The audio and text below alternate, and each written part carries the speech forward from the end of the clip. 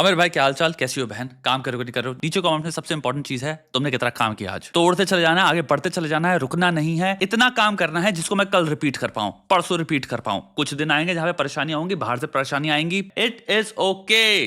Script है, attack mode में जाके सिंपल पढ़ो, प्रॉब्लम सॉल्विंग टेम्पलेट पे जाओ, पढ़ो, रिपेयर करो अपनी चीजें। रिपेयर मोड हर हफ्ते तुम्हें देखना है मैं वहां था, अब मैं यहां आ चुका हूं। ऐसे अगर बढ़ते रहे, एक साल में पलट दोगे पूरी कायनात। बैंक अकाउंट में पैसे से, हैसियत से, औकात से एक साल में कहीं और ही पहुंच चुके होगे। और वो हर साल रिपीट करना है। जिसको इस पथ पे चलना है भाई, अटैक मोड उठाओ, हमारे साथ जुड़ो। हम भी उखाड़ रहे हैं, आओ हमारे साथ भाई। जो बात हम कर रहे हैं वो एक्जैक्टली तुम्हें अटैक मोड के अंदर मिल जाएगी। कोई भी टेम्पलेट पकड़ो, अपने सारे गोल को परोसो उसके अंदर, उठाओ, आओ, जुड़ो, जुड़ो, बनो अटैकर। साल हो गए इस शहर में, आज भी मेरा खुद का घर नहीं। ये बड़ी अजीब सी बात है। He's saying 23 years हो गए हैं। इतना काम कर रहा हूँ, सब कुछ है, लेकिन मेरा खुद का मैं अभी तक घर नहीं खरीद पाया हूँ। मुझे याद है आई वॉज डूइंग धोखा। महेश भट्ट साहब, हम लोग शूट करने के लिए थिंक उदयपुर जा रहे हैं। महेश भट्ट सर के मतलब आलिया की जो भी एज थी, मतलब गोद में बैठती, उस समय भी मैं स्ट्रगल कर रहा था। मैं आज भी स्ट्रगल कर रहा हूँ। आलिया इज फैंटास्टिक है, लेकिन समय से जब मौका मिल जाता है तो चीजें आपके लिए बदलती हैं। लोग बोलते हैं सोना तब के नहीं खूबसूरत बात कही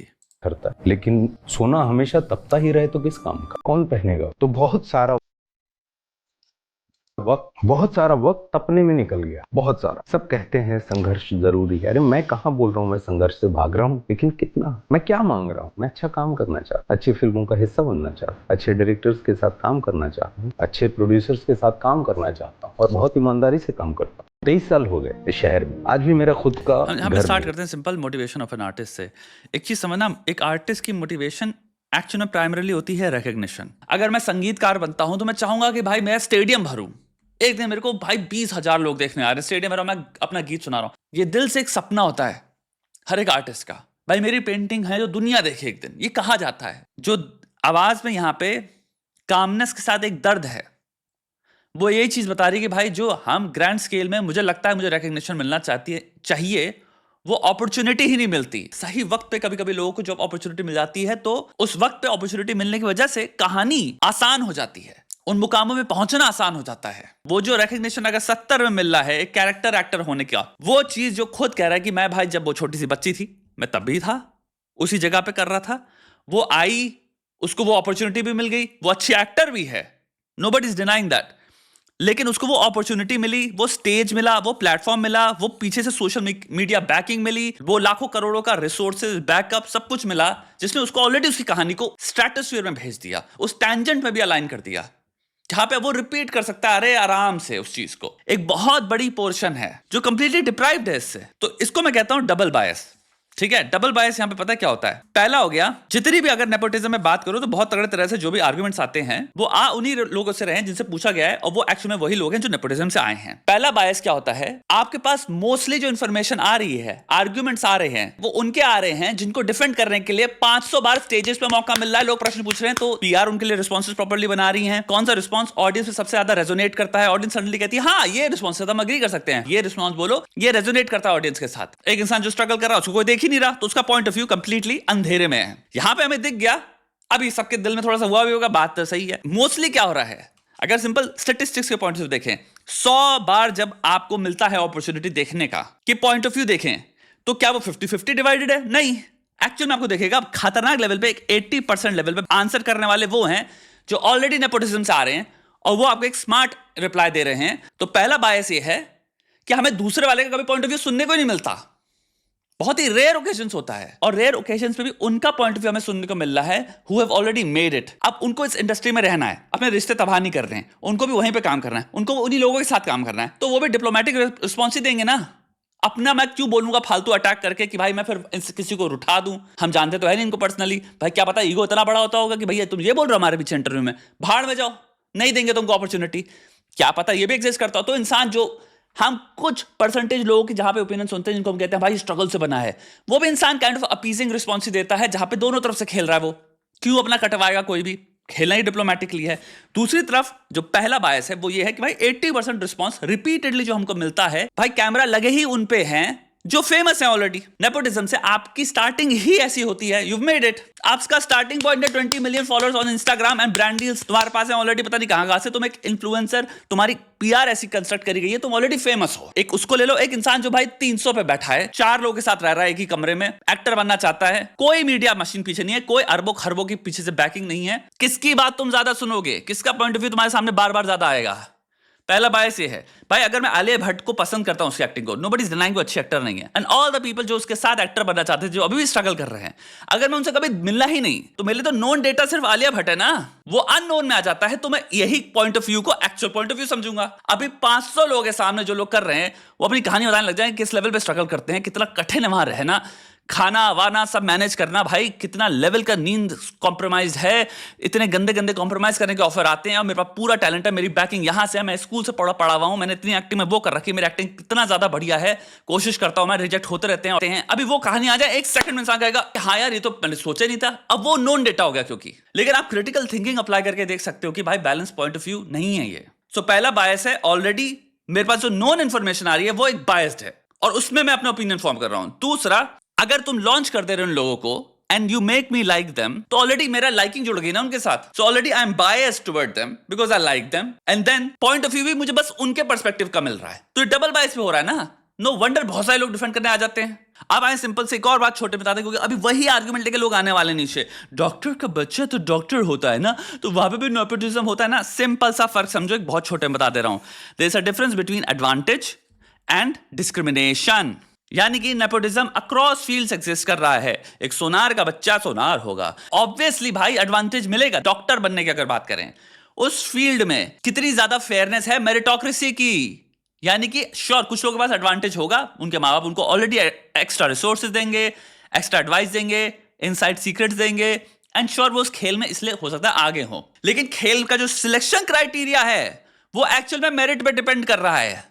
यानी कि इतना परसेंटेज फोड़ पाओ, इतना नंबर फोड़ पाओ, इतना तुम कुछ कर पाओ, तो तुम सबके पास चांस है डॉक्टर बनने का। एडवांटेज वाला श्योर अपने एडवांटेज की वजह से फोड़ पा रहा है। हो सकता है कोई इंसान है जो सिंपल कोचिंग जा रहा है, हो सकता है कोई इंसान है भाई अपने से पढ़ाई कर रहा है, हो सकता है कोई इंसान जिसका हमेशा से दिलचस्पी थी, हो सकता है काफी लोग हैं जिनके घर में मैनेजर है, मम्मी पापा बैंक में, लेकिन तभी वो डॉक्टर बन रहा है। बिकॉज शिद्दत, डेडिकेशन एंड जो भी सामने चीज है, एग्जाम है, उसमें अनफेयरनेस नहीं है। नीट में ऑफ कोर्स आ चुका है तो थोड़ा सा वो ढेव हो जाता है, बट मैं एक एग्जांपल दे रहा हूं। एडवांटेज और डिस्क्रिमिनेशन में फर्क समझो। डिस्क्रिमिनेशन होता है कि हम डिसाइड करेंगे बेस्ड ऑन सब्जेक्टिव बायस कि हम लॉन्च ही इनको करेंगे, स्क्रीनिंग्स खत्म कर सकते हैं हम थिएटर की, हम तुम्हारी मूवी को रिलीज ही नहीं होने देंगे इतने ज्यादा लोगों तक। मैं कॉल लाऊंगा, तुम्हारी मूवी शेल्फ करवा दूंगा, मैं प्रॉब्लम्स क्रिएट करवा दूंगा तुम्हारे उसके अंदर, हम तुम्हें बढ़ने ही नहीं देंगे। हमने एक सिस्टम ही ऐसा क्रिएट किया है जिसमें हम एंटर ही नहीं करने देंगे। वो होता है डिस्क्रिमिनेशन मेरे भाई, कि हम आपको मौका ही नहीं देने देंगे ना। वही तो बात कर रहा है भाई। सुनो एक और बार छोटे में, महेश भट्ट सर के मतलब आलिया की जो भी एज थी, मतलब गोद में बैठती, उस समय भी मैं स्ट्रगल कर रहा था, मैं आज भी स्ट्रगल कर रहा हूँ। आलिया इज फैंटास्टिक है, लेकिन समय से जब मौका मिल जाता है तो चीजें आपके लिए बदलती हैं। That's the point. हम क्या करते हैं, एक सेलेक्ट फ्यू हमारे पास कुछ परसेंट है, हम उसको लेके फिर जनरलाइज करेंगे। देखो ये लोग कैसे आ गए। फिर भाई आउटलायर्स हमेशा रहेंगे, चीजें कंप्लीटली 100% पे एग्जिस्ट नहीं करती। कि अगर नेपोटिज्म पे मैं तभी विश्वास करूंगा अगर 100% एक्टर सिर्फ नेपोटिज्म से आए होते। अरे वाह मेरे भाई, तो 80% आए हुए हैं, 80% मैटर नहीं करता। तेरे सामने इतना विजिबल डेटा है, वो मैटर नहीं करता। बात करते हैं लोग यहां से हॉलीवुड हॉलीवुड हॉलीवुड। भाई छोटी सी बात कर लो, यानी कि बॉलीवुड अगर हॉलीवुड होता, मैं तो बताता हूं कौन कौन एग्जिस्ट ना कर रहा होता। क्रिश्चियन बेल एग्जिस्ट ना कर रहा होता, तुम्हारे सारे अमेरिकन साइको के जितने भी सिग्मा मेल मीम्स हैं भूल जाओ, वो एक्टर एग्जिस्ट ही ना किया होता। ब्रैड पिट एग्जिस्ट ना किया होता, टॉम क्रूज एग्जिस्ट ना किया होता, लियोनार्डो डिकैप्रियो एग्जिस्ट ना किया होता, रॉबर्ट डी नीरो ना एग्जिस्ट किया होता। रायन गॉसलिंग ले लो, उसके भी मीम्स हैं। लियोनार्डो के कितने मीम्स हैं। रायन गॉसलिंग एग्जिस्ट ना किया होता, कैनेडियन एक्टर है वो। डेडपूल एग्जिस्ट ना किया होता। ये सब कोई नेपोटिज्म से नहीं आया है। तुम्हारे सबसे मेगा स्टार्स की बात कर रहा हूं, Tom Cruise, Brad Pitt, Leonardo DiCaprio, सब अपने बूते पे आए हैं मेरे भाई। Johnny Depp. अब सिंपल हॉलीवुड को ही रखो, क्या उसमें नेपोटिज्म नहीं चलता। जॉश ब्रोलिन जो कि थैनोस एक्टर है, थैनोस वाला, वो नेपोटिज्म से आया है। तो भाई वो भी एग्जिस्ट कर रहे हैं, मेरा पॉइंट ये है। बट ये है कम्युनिटी जहां पे मेरिटोक्रेसी चल रही है। अगर आपके अंदर है तो किस लिए इतने सारे ब्रिटिश एक्टर्स पॉपुलर हुए होते हैं। तुम्हारा जो स्पाइडरमैन बना हुआ है, टॉम हॉलैंड, अपने बूते पे बना। 500 एक्टर हैं जो ब्रिटिश से आके अमेरिका में एक्टिंग कर रहे हैं, सब अपने बूते पे आए हैं। मैं नहीं कह रहा भाई एडवांटेज नहीं होगा एनी डे नेपोटिज्म वालों के पास। एंड आलिया भट्ट रणबीर कपूर, सबको एक्टर होना चाहिए। मैं नहीं कह रहा शाहरुख खान के बच्चों को भाई अगर उनका मन करे एक्टिंग करने का तो उनके पास नहीं होना चाहिए, लेकिन काश हमारी इंडस्ट्री ऐसी होती कि जहां पे जो भी औकात रखता है, जिसके अंदर भी टैलेंट है, वो सब बन सकते हैं सबसे बिगेस्ट स्टार। जैसे शाहरुख खान खुद एक टाइम पे कहता मैं बना। प्रॉब्लम ये है हॉलीवुड में मोस्ट लोग ये हैं, मोस्ट 80% लोग एक्चुअल में वो हैं जो अपने बूते पे बने। क्योंकि एनी टाइम जब आप ओपन कर देते हो और आप मेरिटोक्रेसी को छोड़ देते हो तो आप देखोगे सबसे हंग्री, सबसे पागल लोग सबसे ज्यादा आगे जाएंगे। और ऑब्वियसली टैलेंट भी उनके अंदर, वो सबसे ज्यादा फाड़ के हाथ में रख देंगे। कोई भी आर्ट ले लो, आप म्यूजिक ले लो, फाइटिंग ले लो, कुछ भी ले लो, नेपोटिज्म 20% पे आके रिड्यूस हो जाएगा। क्योंकि बहुत बार नेपोटिज्म में हंगर नहीं होता उनके अंदर, उनको बस एक प्लेटफॉर्म मिल गया तो इसलिए वो इतना ट्रीट भी नहीं करते उसको एज सच।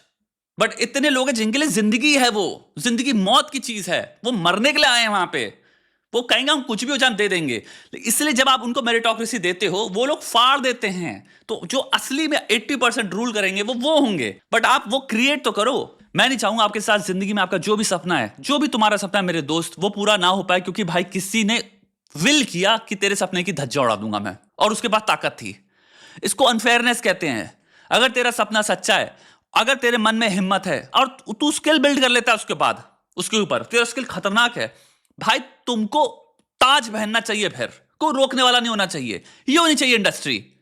है औकात, है तुम्हारे अंदर शाइन करने की औकात, खुला है मैदान, जाओ दौड़ो, जीतो। वो है देश जिसमें टैलेंट पनपता है, टैलेंट की वैल्यू है, स्किल की वैल्यू है। अगर तुम एक्टरों के साथ ये करो, जिन लोगों को हम एडमायर कर रहे हैं, अपना हीरो मान के बैठे हैं, उनमें यही सीन चला। 80% वही इंडस्ट्री ने अपने आप को हंगर गेम्स की तरह इंडस्ट्री ने भाई अपने आप को वो कर रखा है एलिटिज्म में।